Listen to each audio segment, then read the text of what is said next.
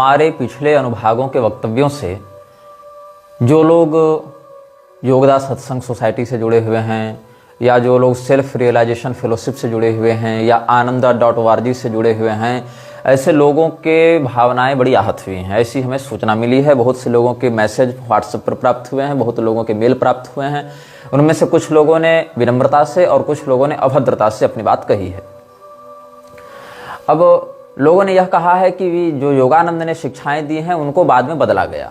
मतलब योगानंद की शिक्षाओं को उनके ही शिष्यों ने, उनके ही संस्था वालों ने बाद में बदल कर प्रस्तुत किया, बाद में ऐसे रूप में विकृत किया कि उनकी बदनामी की जा सके और उनके मूल उद्देश्यों को छिपाया गया। तो पहली बात ऐसी है भाई कि अगर ऐसा है तो तुम जाकर अपने उन गुरु भाइयों से लड़ो जो तुम्हारे गुरु की बदनामी कर रहे हैं।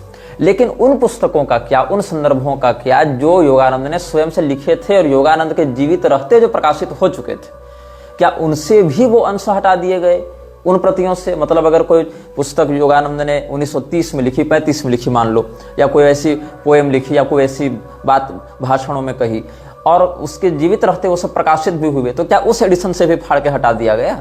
ऐसा तो नहीं हो सकता है। तो केवल एक अतिशयोक्ति पूर्ण व्यक्तित्व के वकालत में महिमा मंडल में ये लोग बचाव में उतर गए हैं। फिर कुछ लोगों ने कहा कि नहीं नहीं, जो भागवत महापुराण में क्रिया योग वर्णित है वो बिल्कुल अलग है, और लाहिरी महाशय ने जो क्रिया योग योगानंद इत्यादि को बताया वो बिल्कुल अलग है, वो प्राणायाम इत्यादि का एक स्वरूप है। तो भागवत महापुराण का क्रिया योग अलग है और इनका अलग है। अब देखो, लाहिरी महाशय ने क्या बताया, योगानंद ने क्या बताया, महावतार बाबा ने क्या बताया, युक्तेश्वर गिरी ने क्या बताया, और जो होली ग्रेल लेकर जीसस प्रकट हुआ था योगानंद के आगे उसने क्या बताया। इसके अतिरिक्त जो मुख्य बात वह है कि सनातन धर्म ने क्या बताया।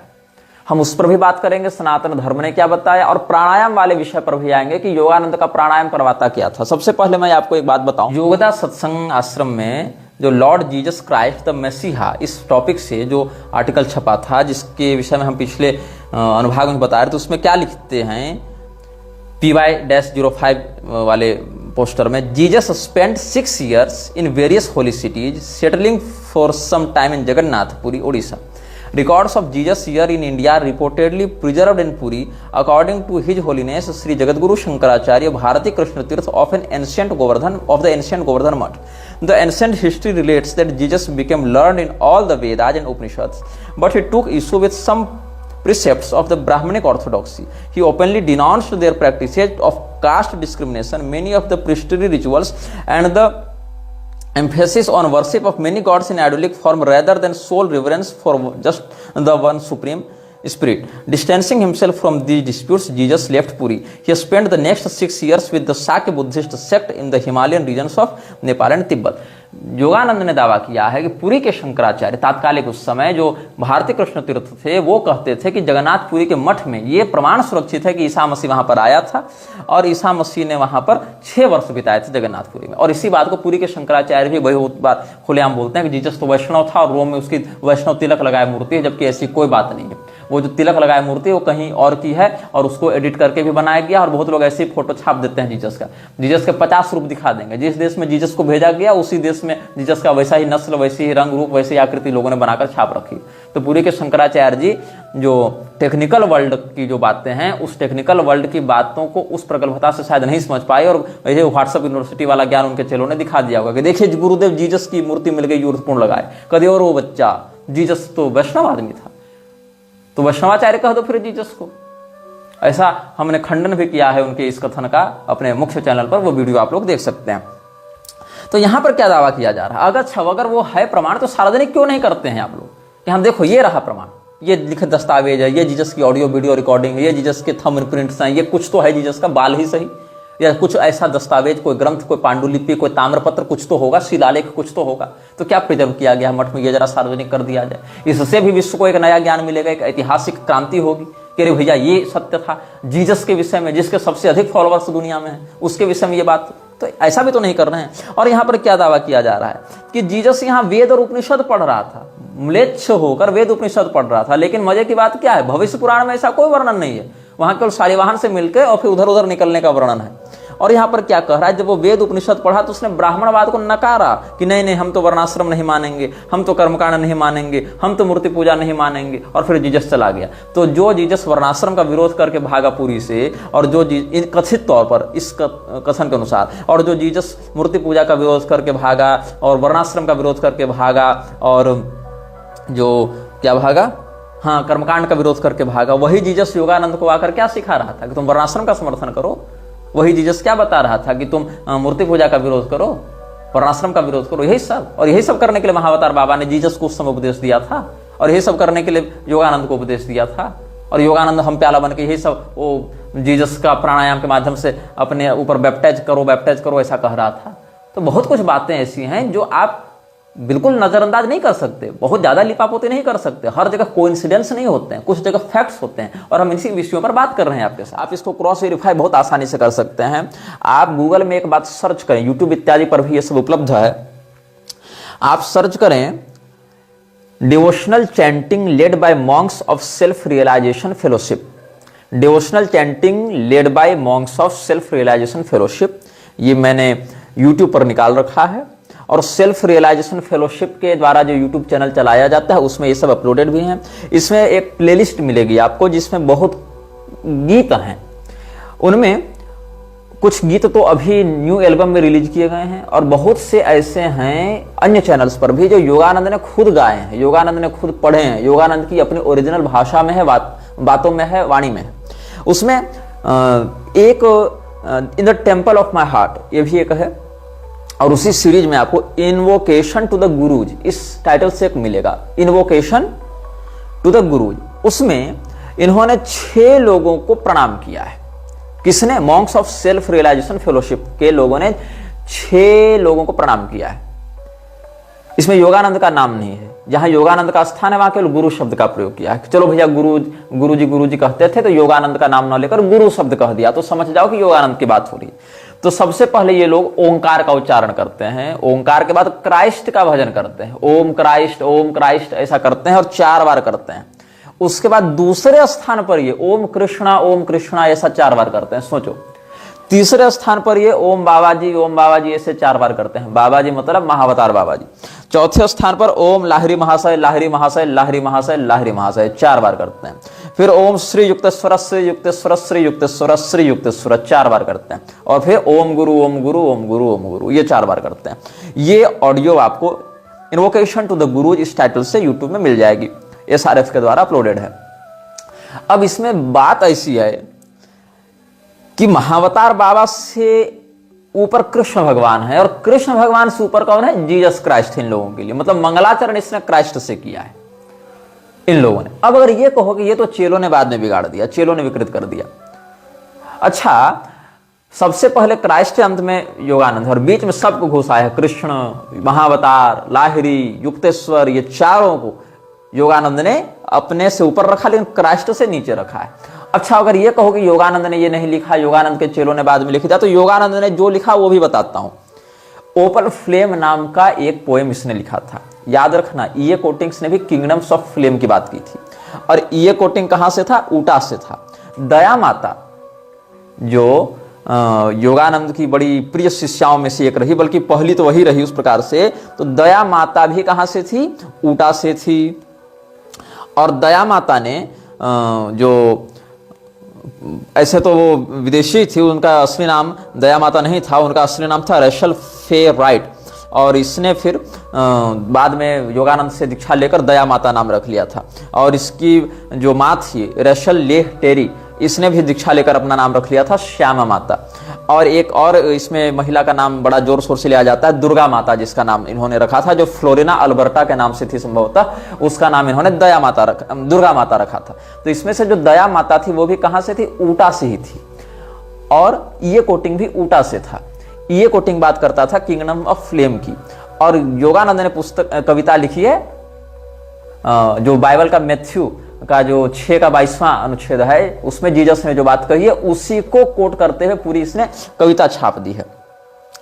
और ये जो योगानंद ने कविता लिखी है ऊटा में रहने वाली दया माता के दीक्षा के बाद, तो इसमें एक Skinwalker Ranch Antelope Island State Park, Winter Quarters, the Rio Grande Depot, Old Tooele Hospital, Moon Lake, the Devil's Mill, ये सब बहुत कुछ स्थान ऊटा में ही हैं जो शैतानी ताकतों को समनिंग करने के लिए कुख्यात हैं और जहां पर सीक्रेट सोसाइटीज अपने रिचुअल्स किया करते हैं। ये भी ऊटा में है। दया माता कहां से थी? ऊटा से थी। ये कोटिंग कहां से था? ऊटा से था। ये कोटिंग ने किस बात का दावा किया है अपनी पुस्तकों में? Kingdoms of flame. उन बातों को पढ़कर डेनियल हुसैन ने मर्डर कर दिया था 2 बच्चियों का, 2 महिलाओं का, और ये कोटिंग को प्रतिबंधित कर दिया गया था सारे इंटरनेट वर्ल्ड के सोशल मीडिया प्लेटफॉर्म्स से। और किंगडम ऑफ फ्लेम जो हमने बताया था अनाम लक्ष्य की ज्योति वह स्थापित करता है, ओपल फ्लेम की बात कौन कर रहा है? योगानंद। और ये ओपल फ्लेम कोई सनातन धर्म की आत्म ज्योति की बात नहीं है। जो क्रिया योग वाला प्राणायाम ये सिखा रहे हैं वो कोई सनातन धर्म के अष्टांग योग में आने वाला प्राणायाम नहीं है। क्या ये कह रहा है ये जरा आप सुने ध्यान से, और इसका पूरा बाकायदा गीत रिकॉर्ड करके इन्होंने डाला है और बड़ा सुंदर लगता है सुनने में लोगों को। मतलब बहुत ताल राग सुर के साथ व्यवस्थित करके उसको बनाया। ये नहीं कि हड़बड़ी में क्रिंज जैसा बना दिया, वैसा नहीं, बढ़िया बनाया है, मतलब मेहनत करके बनाया। और उसको जेम्स जे लिन ने गाया भी था पहले, जिसको इन्होंने बाद में राजर्षि जनकानंद का नाम दे दिया था। जेम्स जे लिन। मतलब जितने ये मिलच्छ अंग्रेज थे सबको इन्होंने किसी को राजर्षि, महर्षि, योगर्षि बना दिया था, किसी को माता, किसी को पिता, किसी को सब हिंदू के छाप से कवर चढ़ा चढ़ा के सबको बेचा इन लोगों ने। सबके बढ़िया इन्होंने मार्केटिंग की है। तो क्या लिखता है यहाँ पर? यहाँ प्राचीन अंग्रेजी का प्रयोग किया गया है। यहाँ द को यू पढ़ा जाएगा, दी को द पढ़ा जाएगा, ऐसे करके। If you will see opal flame drive darkness ever more. If you will see opal flame, drive darkness ever more, searing the silence with the sword of pranayam। इसको repeat करना है फिर। searing the silence with the sword of pranayam, through the star in opal eye, see the Christ everywhere। इसका प्राणायाम किसका ध्यान करवा रहा है? क्राइस्ट का। sleeping in every atom, in protons, electrons। Christ कहां सोया हुआ है? हर एटम, प्रोटॉन, इलेक्ट्रॉन में। भगवान कृष्ण नहीं सोए हुए हैं जो कहते हैं कि हम ही सर्वज्ञानम भोक्ता च प्रभुरेव च, या मयाध्यक्षेण प्रकृति सूयते सचराचरम, या वासुदेव सर्वमिति। ये सब नहीं बता रहा है योगानंद क्रिया योग के अंतर्गत। वो प्राणायाम करवा के क्या करवा रहा है कि sleeping in every atom, in protons, electrons, golden misty aural adores the opal door, through the star in the blue meet the Christ everywhere. Starry dove with wings of rays alights on forehead, showing you the throne of Christ in the peace of every heart। Make thin eyes a single flame to see the starry gate। The body will be light, illumining all space। By wise inspiration follow the starry eye to see the Christ born in the soul anew। Starry dove with wings of flame, baptize me in the light। Yogananda की भाषा सुनिएगा। Baptize me in the light, spreading my soul with Christ in the bliss everywhere। Shining opening in hall of matter, O star, I peep through thee into the land of astral light that kindles life in everywhere। If you will see opal flame, drive darkness evermore। ये गीत लिखा था इसने। यहां baptise करने खुद को कह रहा है क्राइस्ट के साथ। समझ में आ रहा है तुम लोगों को कि कहां से क्या बात कनेक्टेड थी और कैसे मूर्ख बने हो तुम लोग ऐसी संस्थाओं के चक्कर में। कैसे मृक्षराज ने इन लोगों को पकड़ा है। अच्छा, जब हमने ये बात कही थी कि कायस्थ समुदाय से 3 लोगों को चुना था मृक्षराज ने, तो कायस्थों का एक बड़ा विभाग मेरे विरुद्ध हो गया। वो गाली देने लगा, ये तो ऐसा है वैसा है। सुनो, यहां बात तथ्यों पर हो रही है। मैंने तो जतिन ब्रह्मचारी को भी कल कहा था, गणेश सावरकर को भी कल कहा था, इन लोगों ने ऐसी बातें कही। तब तो तुम लोगों नहीं आए कि नहीं ब्राह्मणों को भी कहा गया है। और आज भी हम बताएंगे ऐसे ब्राह्मणों के बारे में जो जन्म से तो ब्राह्मण थे लेकिन फ्रीमेसन्स में 32-33 डिग्री होल्डर थे, और इन लोगों के स्पॉन्सर रहे, इन लोगों को पैसा दिया, इन लोगों को सारा फंडिंग दी और इन लोगों को आगे बढ़ाए। तो तथ्य पर बात हो रही। अगर ये तथ्य है कि विवेकानंद एक कायस्थ था, तो दूसरा तथ्य यह भी है कि वह विदेश गया था, और तीसरा तथ्य यह भी है कि जीसस क्राइस्ट के पैर में अपने खून से धोऊंगा, ऐसा उसने कहा था। ये तथ्य हैं, ये आरोप नहीं है। मैं किसी को बुरा दिखाने या निंदा करने के लिए नहीं कर रहा हूं, मैं बात फैक्ट्स पर कर रहा हूं। आरोप लगाना और फैक्ट्स दिखाना दोनों अलग बातें होती हैं। अगर यह कहा जाएगा कि गोडसे ने गांधी को गोली मारी, एक फैक्ट है, यहां कोई आरोप नहीं लगा रहा है। अगर यह कहा जाएगा कि गांधी ने समर्थ होने के बाद भी जिन्ना का विरोध नहीं किया भारत विभाजन में, तो यह फैक्ट है, यह आरोप नहीं है। अनावश्यक अप्रामाणिक आरोप को ही आरोप कहा जा सकता है, बाकी जो तथ्यात्मक बातें उनको फैक्ट्स कहा जाता है। हम बात फैक्ट्स पर कर रहे हैं। और कायस्थ समुदाय के ही लोगों ने, बहुत सारे लोगों ने मुझे मैसेज करके कहा है कि नहीं और भी थे, महर्षि महेश योगी एक, वो भी कायस्थ समुदाय से था, उसने भी बड़ा बवंडर किया, तो उस पर भी हम आएंगे। यद्यपि महर्षि महेश योगी भी एक बड़ा अलग लेवल किरदार रहा है, उस पर भी हम आएंगे। और ब्राह्मणों का एक विशेष वर्ग हमारे विरुद्ध इस वक्तव्य के बाद हो सकता है, क्योंकि उसके विश्वविद्यालयों से पढ़े हुए बड़े भारी ब्राह्मण वैदिक अभी संसार में घूम रहे हैं, इसलिए उस पर भी हम आएंगे। तो हमने ये बताया आप लोगों को, ये सब आप क्रॉस वेरीफाई भी कर सकते हैं।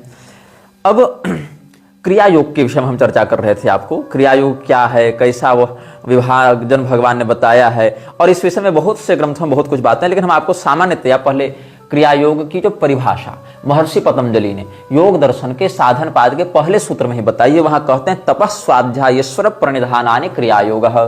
तपस्या, स्वाध्याय और ईश्वर के प्रति शरणागति, इन तीनों क्रियाओं से बने हुए योग का नाम क्रिया योग है।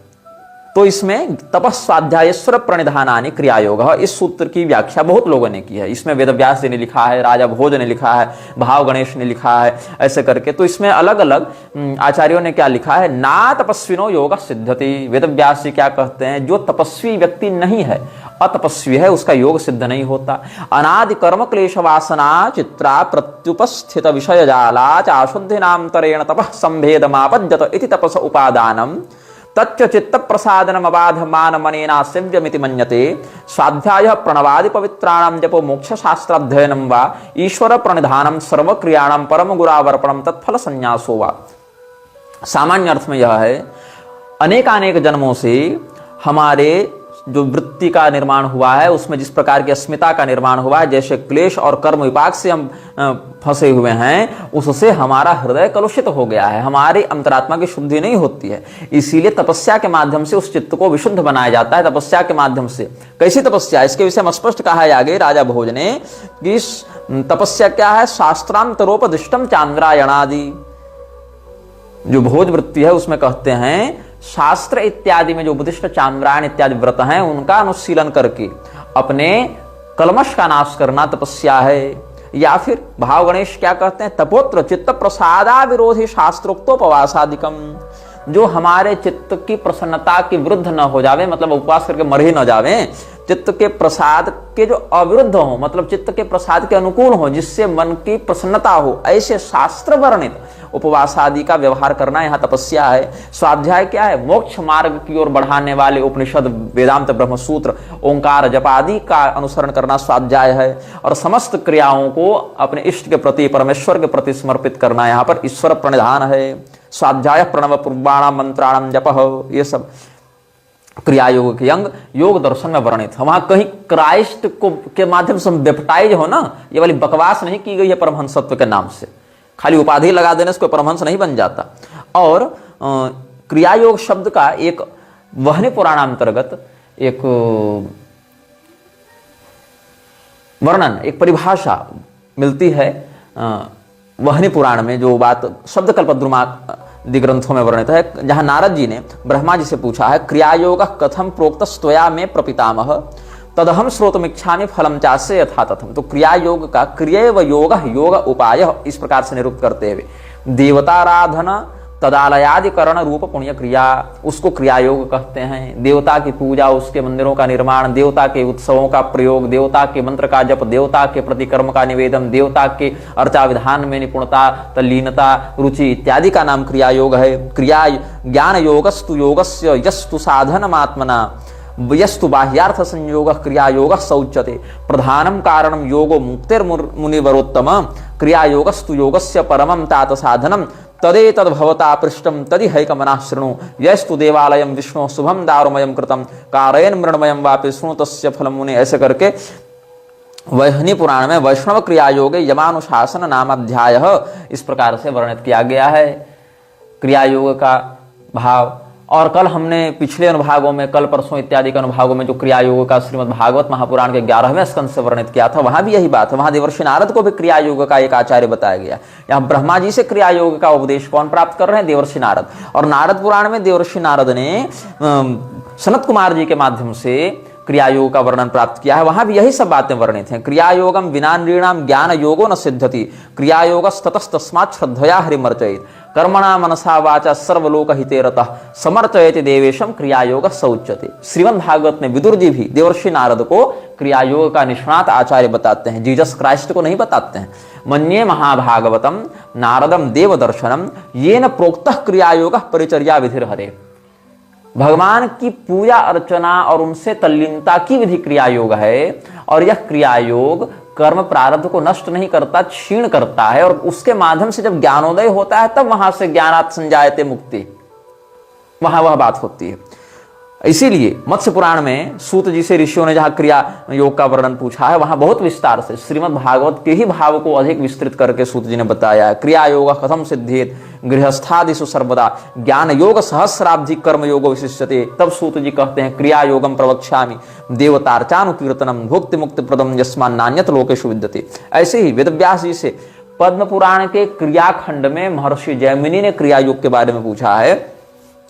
क्रिया योग सतत्व में ब्रूहि व्यास महामते क्रिया योग महम ज्ञातुम इच्छामि भवदग्रतः। तब व्यास जी कहते हैं शरीरम मानुषम विप्र दुर्लभम चात्र भूतले धीर शरीरमासाद्य मोक्षार्थम योगमभ्यसेत।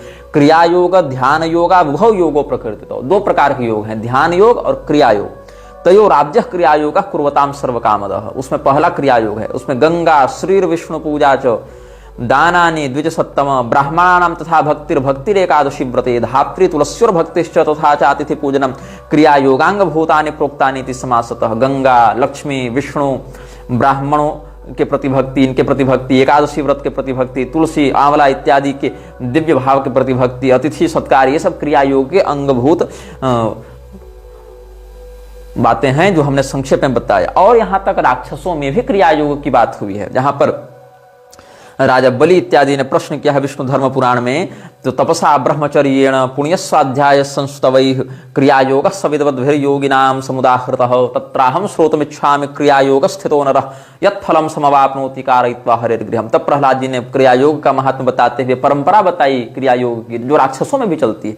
क्या कहते हैं कि हे वत्स, ब्रह्मा जी को भगवान विष्णु का ज्ञान जब प्राप्त हुआ तो ब्रह्मा जी ने वो बताया था ऋषि महर्षियों को, और ऋषि महर्षि सप्तर्षियों को जब यह ज्ञान मिला वहां से, तो उन्होंने मनु जी को बताया, स्वारोचिस मनु को, और स्वारोचिस मनु ने अपने पुत्र ऋतचक्षु को बताया, और ऋतचक्षु ने भृगु मुनि को बताया, भृगु मुनि ने क्रिया योग शुक्राचार्य जी को बताया, और शुक्राचार्य जी चूंकि दैत्यों के गुरु हैं, हम दैत्य हैं, इसलिए हमको हमारे गुरु शुक्राचार्य जी ने ज्ञान दिया है, वही हम तुमको बता रहे हैं। जो अंतः सापेक्ष होता है वह ज्ञान योग होता है, जो बाह्य क्रिया सापेक्ष होता है वह क्रिया योग होता है।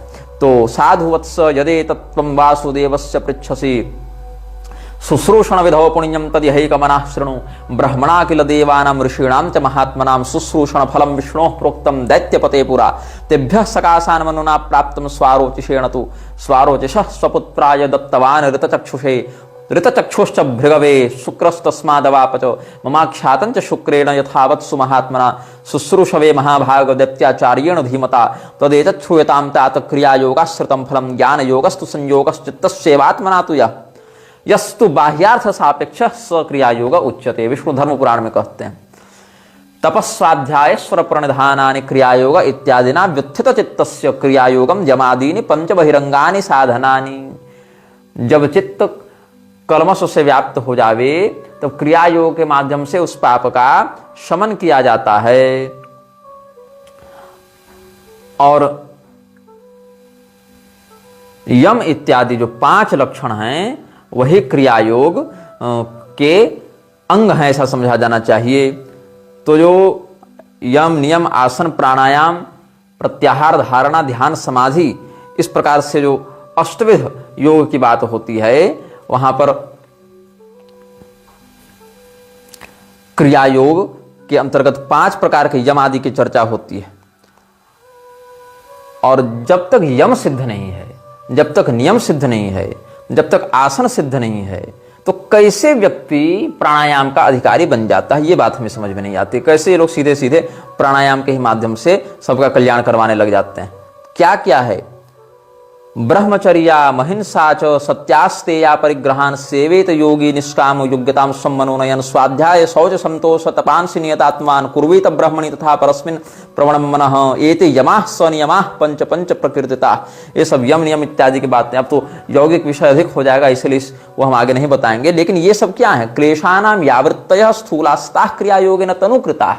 जो स्थूल वृत्तियां हैं पंचक्लेशों की, स्थूल वृत्तियों को क्षीण करने का ही माध्यम क्रिया योग है। क्रिया योगस्य प्रतनुकरण मात्रे व्यापारो न तो बंधत्वे क्लेशानाम प्रसंख्यानस्य तो तद्बंधत्वे।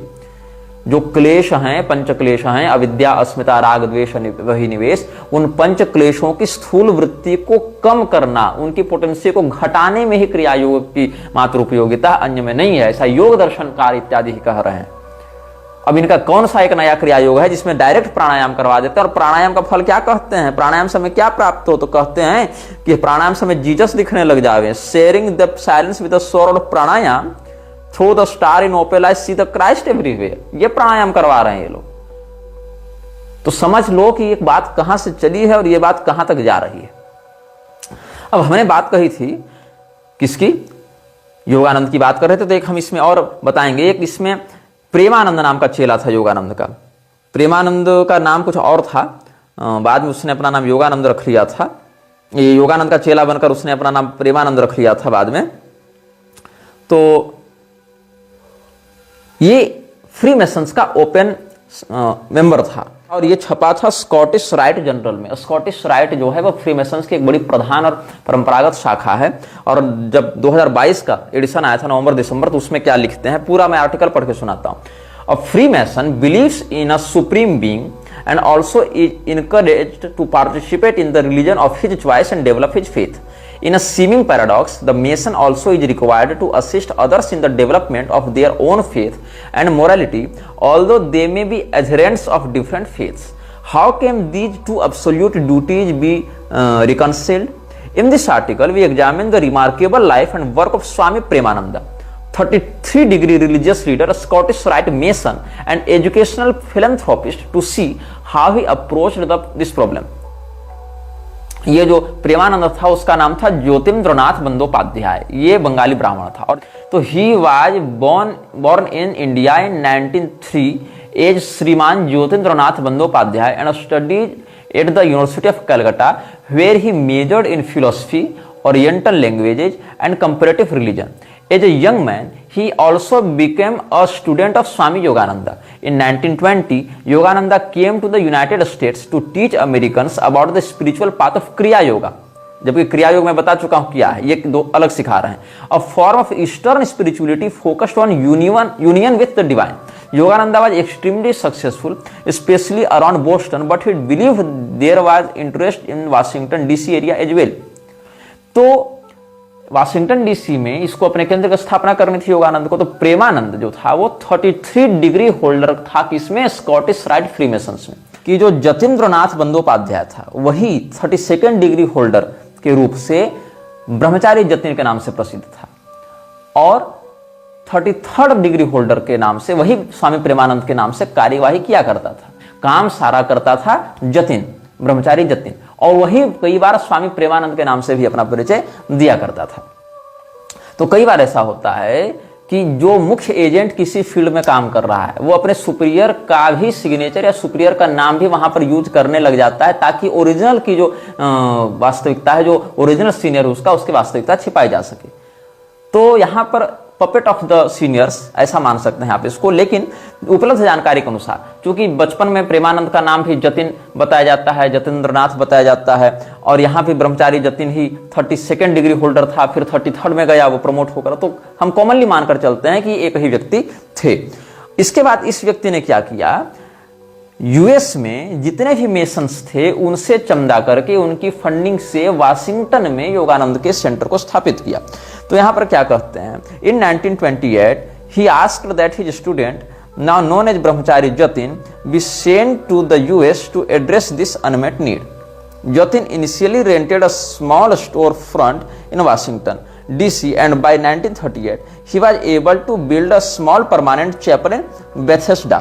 This was replaced in 1952 by the much larger Golden Lotus Temple, which still operates today and houses the self revelation church of absolute monism. समझ रहे हो इस बात को? मतलब ब्रह्मचारी जतिन जो 32nd डिग्री होल्डर था मेसन में, फ्री मेसन के स्कॉटिक राइट लाइनेज में, और जो 33rd डिग्री होल्डर वही प्रमोट होकर स्वामी प्रेमानंद के नाम से बहुत सारे काम वो कर रहा था, ऐसी धारणा भी है और प्रसिद्धि भी है। वो प्रेमानंद उर्फ जतीन योगानंद के साथ मिलकर वाशिंगटन डीसी में स्थापना करता है जिस आश्रम की, और बाद में 38 ईस्वी में जाकर, मतलब इस घटना के लगभग 10 साल के बाद, जब वो बेथेस्डा में स्थापना करता है एक चैपल की। चैपल किसको कहते हैं क्रिश्चियनिटी में, ये देख लेना। उसके बाद वहां पर गोल्डन लोटस टेम्पल की स्थापना की जाती है, और बाद में self revelation church of absolute monism, अखंडाद्वैत जिसको आजकल की भाषा में लोग कह देते हैं, उसकी स्थापना होती है। अब यहां पर एक बात है कि योगानंद ने स्वामी प्रेमानंद की उपाधि दी थी जतिन ब्रह्मचारी को 1941 में। ये भी एक बात सामने निकल कर आती है। तो ये जो जतिन ब्रह्मचारी, ये बड़ा कंट्रोवर्शियल कैरेक्टर है योगानंद के जीवन में, क्योंकि जतिन नाम वहां पर आता है जहां पर मेसन्स की 32nd डिग्री की बात करते हैं, और प्रेमानंद नाम वहां आता है जहां 33rd डिग्री की बात करते हैं। तो इसीलिए ये बात बार बार उठती है कि ये जो कैरेक्टर आया योगानंद के जीवन में, जिसने इतना पैसा इसको दिलाया और जो खुलेआम फ्रीमेसन्स का प्रचार भी करता था, और सुपर टॉप मोस्ट दो पदों पर वो रहा, 32nd और 33rd पर जो रहा, वो व्यक्ति एक ही था कि दो थे? अथवा चलो एक ही था अगर मानते हैं, तो जतीन्द्रनाथ जब पैदा हुआ 32nd में ब्रह्मचारी जतिन और 33rd में स्वामी प्रेमानंद वही बना, ऐसी अवधारणा मानकर चलते हैं। तो in 1941 Yogananda consecrated Jatin as Swami Premananda from his arrival in 1928 until his retirement in 1976। Swami Premananda worked tirelessly to spread his message. ये सब बातें हैं। और ये प्रेमानंद का जो किरदार रहा योगानंद के जीवन में, इसने काफी फंडिंग इसको ओपनली दिलाई फ्रीमेसन्स से। यही कारण है कि ये जीसस क्राइस्ट की खुलेआम प्रशंसा भी करता था, मोहम्मद की भी प्रशंसा की इसने। तो लोगों ने मुझे कहा कि आपने योगानंद की परंपरा के साधकों का दिल दुखाया है। जरूर दुखाया है, और आगे भी तुम्हारे जैसे हरकतें हैं, तुम्हारा दिल दुखेगा, इसमें कोई संदेह नहीं। इसका कारण क्या है? मैं नहीं भी दुखाना चाहूं तो भी दुखेगा। जिस इस्लाम की मान्यताओं के आधार पर इस विश्व में करोड़ों बच्चे मार दिए गए, महिलाओं का बलात्कार किया गया, पूरा विश्व आतंकवाद की चपेट में आ चुका है, उसी के प्रवर्तक मूर्ति भंजक को तुम लोगों ने बधाई दी है, सराहना की है, उसकी प्रशंसा की है, उसको ईश्वर का तेजस्वी पुत्र बताया है। तो तुम 10, 20, 50, 100, 1 लाख, 1 करोड़ चेले भी अगर हो जाओ योगानंद के, तब भी उन करोड़ों मृतकों की आत्माओं को तुम लोग सदैव तिरस्कृत करोगे, केवल इस्लाम और ईसाइयत के प्रवर्तक की प्रशंसा करके, क्योंकि इन लोगों के ही कारण विश्व में इतने भयंकर नरसंहार होते रहे हैं, और आगे भी होते रहेंगे, और वर्तमान में भी हो रहे हैं। तो तुम भी उसी गिरोह के सदस्य माने जाओगे हमारी दृष्टि में। तुम कोई हिंदू या सनातनी या योगी और परमहंस नहीं माने जाओगे। तुम एक आतंकवादी विचारधारा को बढ़ाने वाले, उसको ग्लोरीफाई करने वाले आतंकवादी प्रमोटर माने जाओगे। इतनी वास्तविकता, और ये फैक्ट है। This is a fact which can't be denied. यह वीडियो जल्द ही हटा दिया जा सकता है। कृपया थर्ड पार्टी एप्स का उपयोग करके डाउनलोड करें। आप इस वीडियो को अपने चैनल पर फिर से अपलोड भी कर सकते हैं।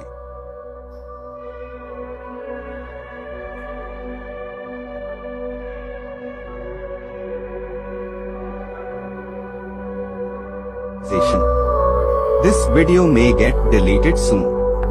Please download using third-party apps. You may also re-upload this video on your channels. Thank you.